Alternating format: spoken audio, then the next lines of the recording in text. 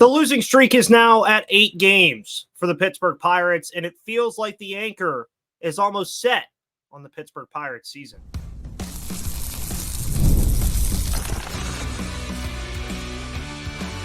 You are Locked On Pirates, your daily Pittsburgh Pirates podcast, part of the Locked On Podcast Network, your team every day.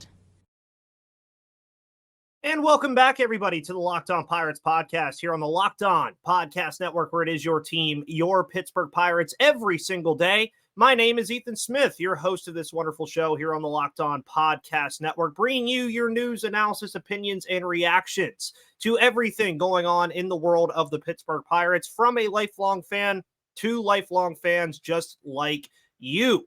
Today's episode is brought to you by FanDuel. Make sure you go to FanDuel.com for all of your betting needs this rest of the summer. And then, of course, you have football on the horizon. So sports betting is going to be heating up and heating up fast. What is not heating up fast outside of my coffee today is the Pittsburgh Pirates.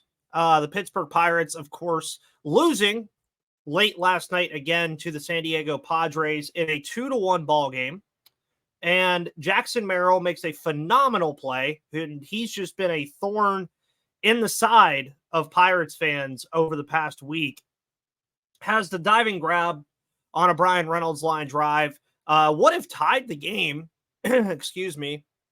Now, there's no guarantee with what we've seen over the past week and a half, 2 weeks, that the Pirates would have won that game even if they did tie it or taken the lead.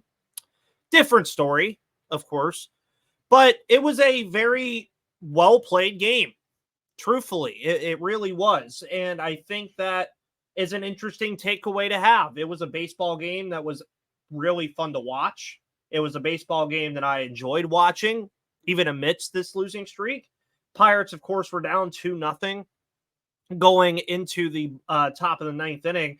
And once again, a trend that has kind of happened quite a bit with this Pirates team during this losing streak is that they out-hit the San Diego Padres 7-6 in this game. Now, obviously, a good portion of that off of Robert Suarez, and some good games all around. I mean, Andrew McCutchen with a lone RBI on the day, 1 for 3 with a walk.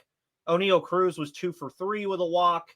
Joey Bart, who's had a phenomenal season. Me and Gary kind of talked about him yesterday as being one of the bigger surprises of the Pirates season, has a decent day as well. Isaiah Kiner-Falefa, Brian De La Cruz, the new additions, of course, combined to go 3 for 8.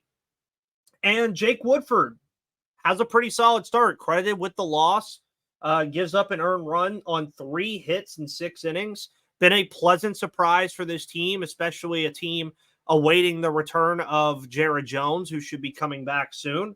Kyle Nicholas has a scoreless inning. Jalen Beeks obviously was the one who surrendered the run that would eventually score the go-ahead run that was credited to Jake Woodford. Dennis Santana does his thing. And really at this point, folks, I mean, the Pirates are 56-62. There's no sugarcoating around it that this team right now is on a very, very bad tear. And it's a very bad stretch. But later in the show, I'm going to talk about these one-run games and why I think, one, they could be a sign of better baseball coming soon. And when I mean soon, I'm talking literally right after this series or even tonight.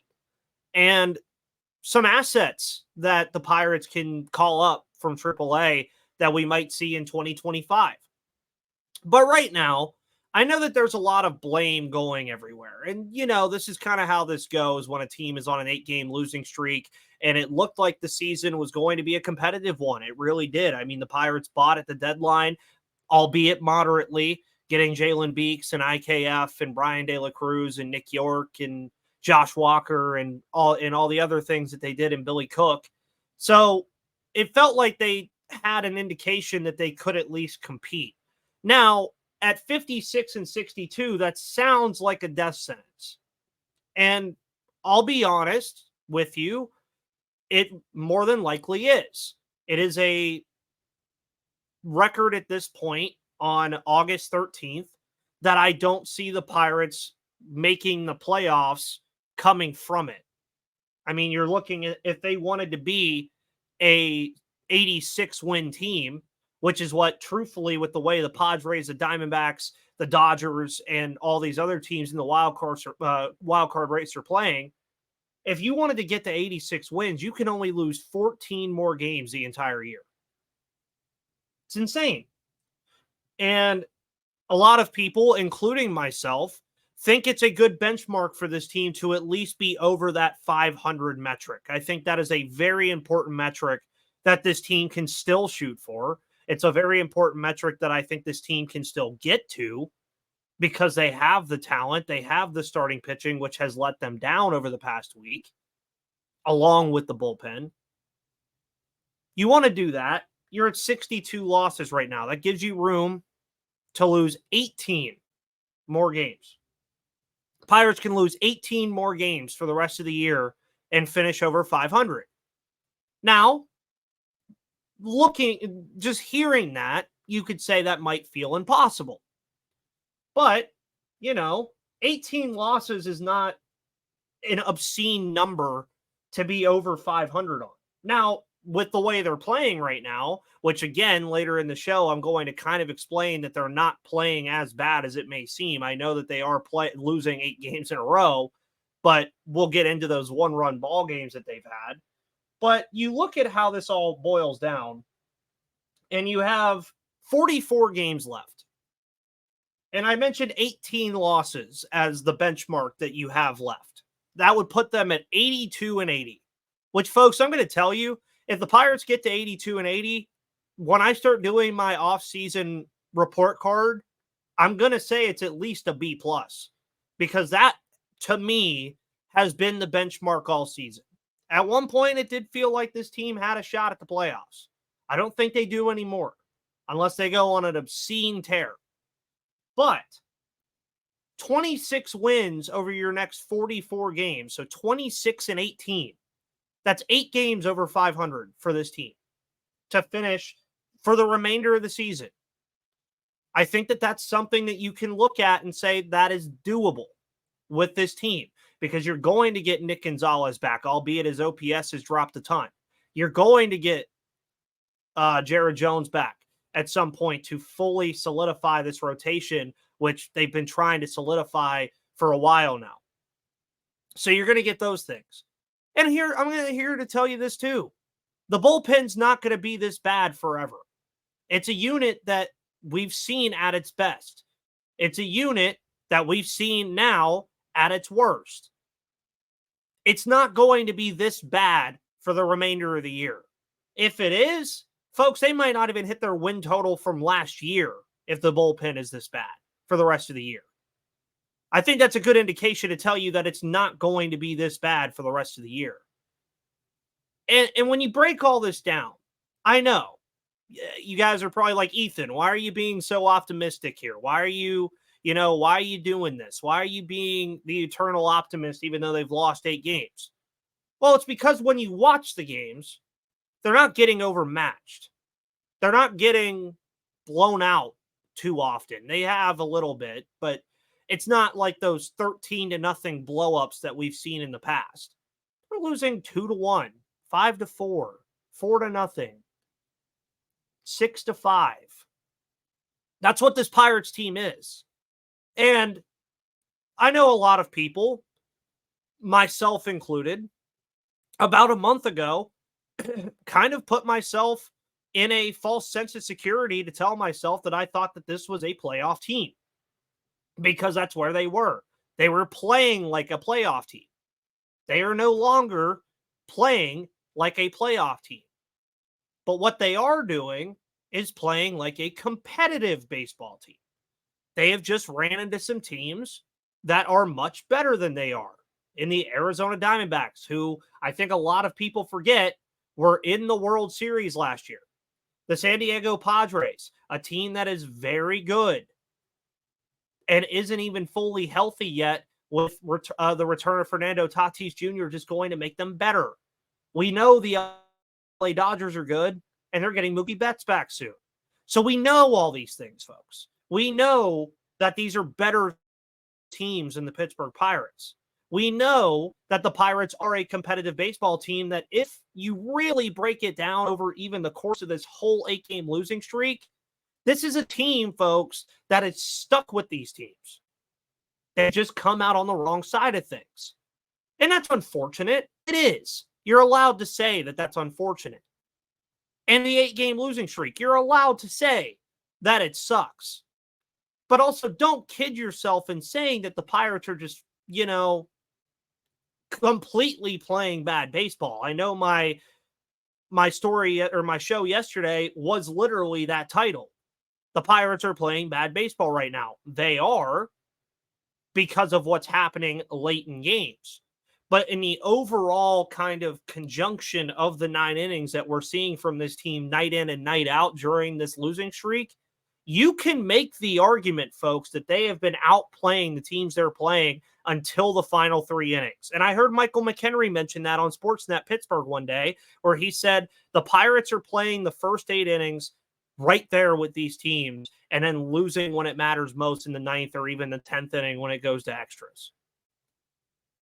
That's just what's happening, and that's the unfortunate state of things right now, and that's where the Pirates are. And, the Pirates have some intriguing pieces at AAA that I think it might be time to test, because you can't really figure out if a guy is an MLB bat if he's not at the major league level. So we're going to discuss some of those assets that could come up, what would happen when they come up, and what we could expect here on today's episode of Locked On Pirates.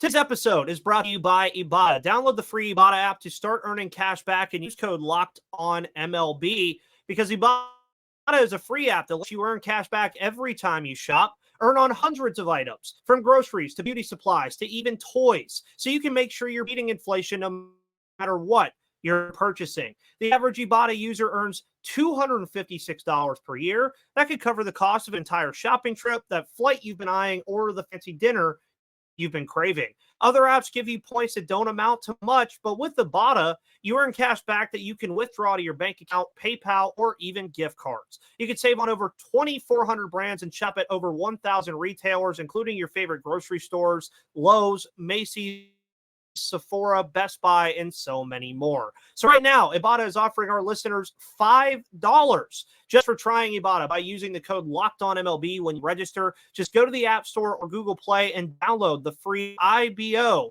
TTA app to start earning cash back and use code LOCKEDONMLB to beat inflation today. Today's episode is also brought to you by FanDuel. Make sure you go to FanDuel.com right now, because the sports are about to be heating up again. Baseball is in the dog days of summer, and eventually we're going to be talking about the playoffs here on Locked On Pirates. Maybe not involving the Pirates, but guess what? The playoffs are right around the corner. So if you want to bet on baseball every day, make sure you do that. And NFL preseason football is here. Suits your fancy. Go bet on FanDuel with some preseason action, as well as college football being back in less than 2 weeks as Florida State and Georgia Tech kick off the 2024 season in Dublin, Ireland. You can bet on all of these things over at FanDuel, because FanDuel is hooking up customers all summer long with a booster or a bonus every single day. So head over to FanDuel.com and start making the most of your summer before it's over, because FanDuel is an official sports betting partner of Major League Baseball and an official sponsor of the Locked On Podcast Network.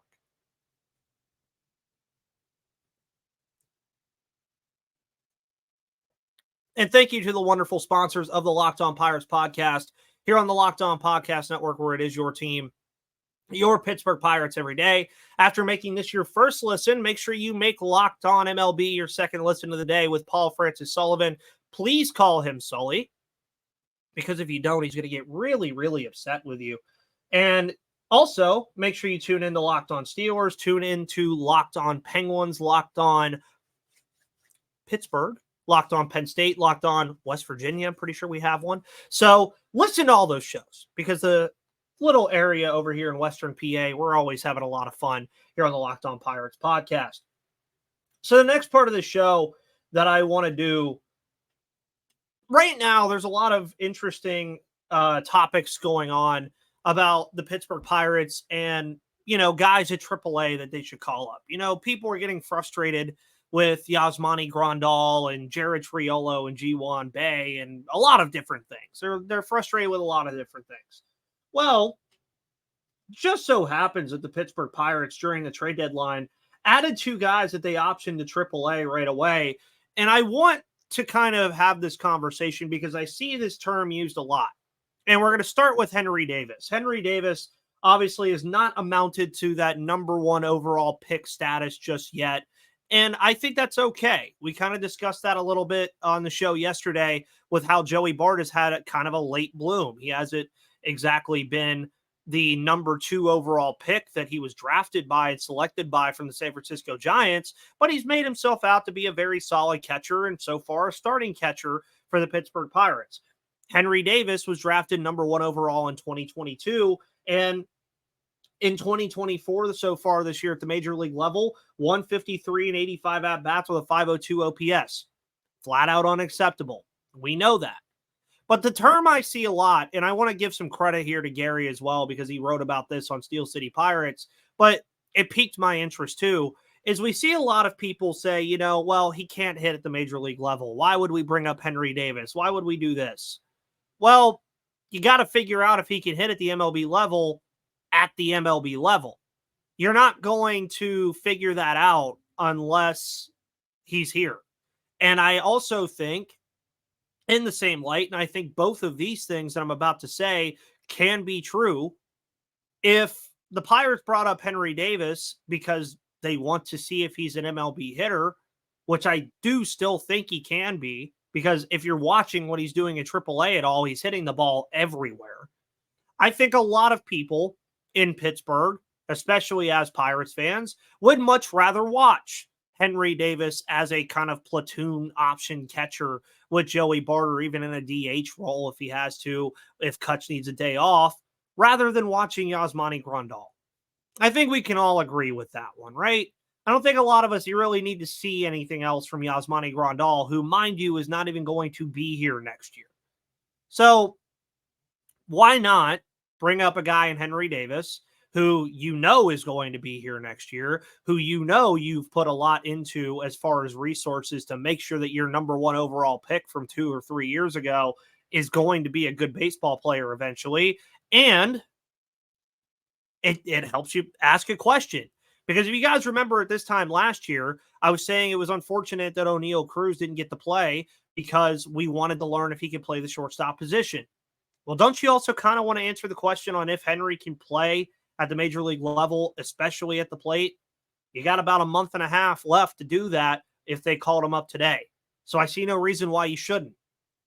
And I mean, you look at Henry right now, he's batting .291 with a .954 OPS and 182 AAA at-bats. You got to hope that translates at some point. You then look at 2 of the guys that they acquired at the deadline in very interesting moves. Obviously moved on from Quinn Priester to get Nick York. And Nick York, I think, is very interesting as well because you have Isaiah Kiner-Falefa right now, who has been a very solid addition to this team. I think he's actually going to make quite the impact in 2025, especially if the back carries with him. Obviously, IKF in the middle of one of his strongest offensive seasons he's ever had at the major league level. So temper that a little bit.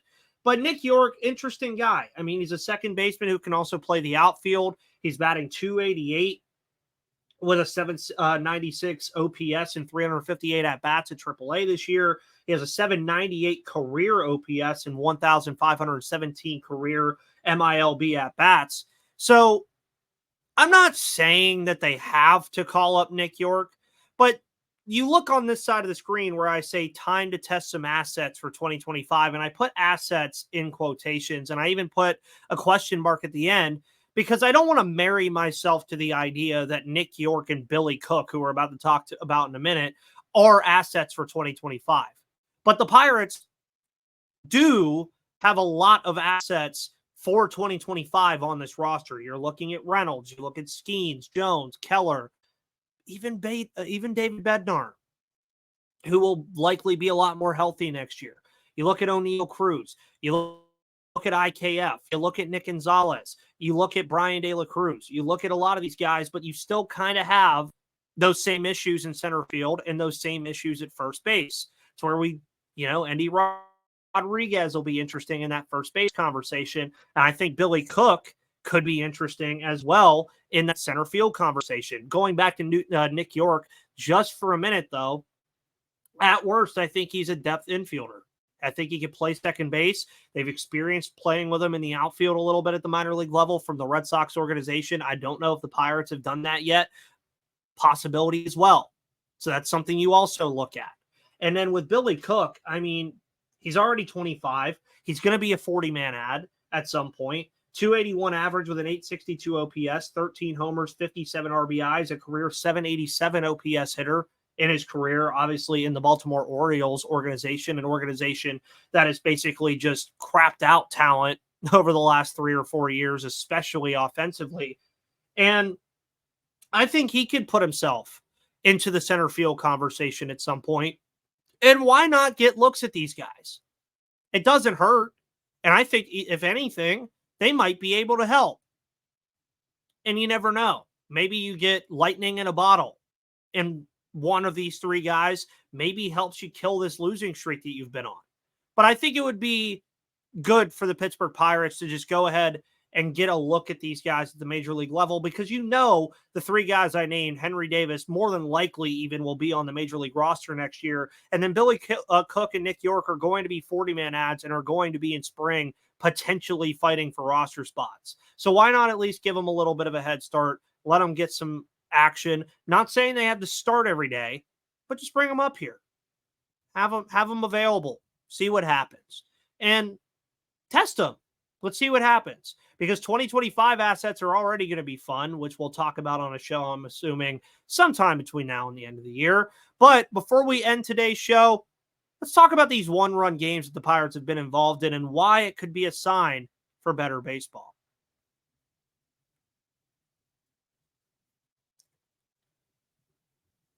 Today's episode is brought to you by Supply House. Get supplies from the site that's made for the skilled trades, supplyhouse.com. Supplyhouse.com is the reliable way to order plumbing, HVAC, and electrical products online. Their easy-to-use website is packed with helpful resources and the latest product info to help you get the job done right. Shop a complete inventory of over 200,000 parts from over 400 top brands and get your order delivered right to your door with fast shipping from coast to coast. If you need help with an order, you can get expert support and industry-leading service from the friendliest folks in the business and talk to a real person every time. Pros in the skilled trades can get a competitive edge by joining SupplyHouse.com's free Trade Master program. Every Trade Master gets access to a dedicated phone line, free shipping, and discounts on every order. So join the thousands of trade pros already benefiting from their free membership at supplyhouse.com/TM and order plumbing, HVAC, and electrical supplies from anywhere with just a few clicks at supplyhouse.com.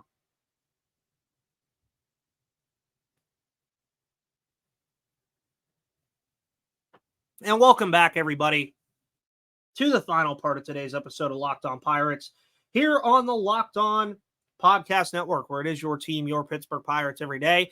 Thank you for always tuning into the show. To my everyday people, thank you for always tuning into the show, as you always do, and helping build this podcast up to where it is over the past 3.5, almost 4 years now. It'll be 4 years in October since I started doing this show.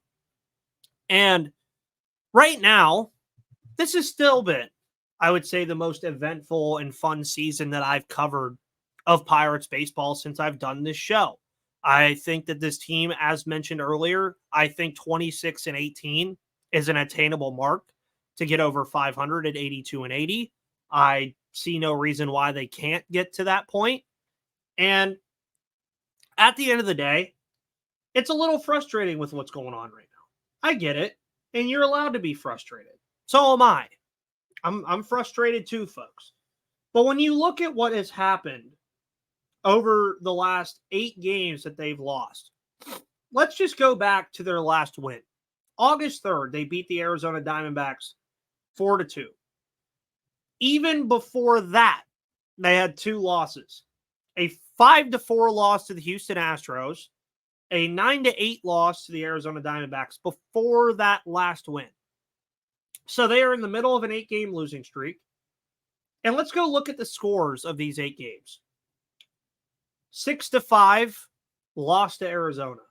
6-0, San Diego. Now, asterisk, 2 hour and 40-minute rain delay.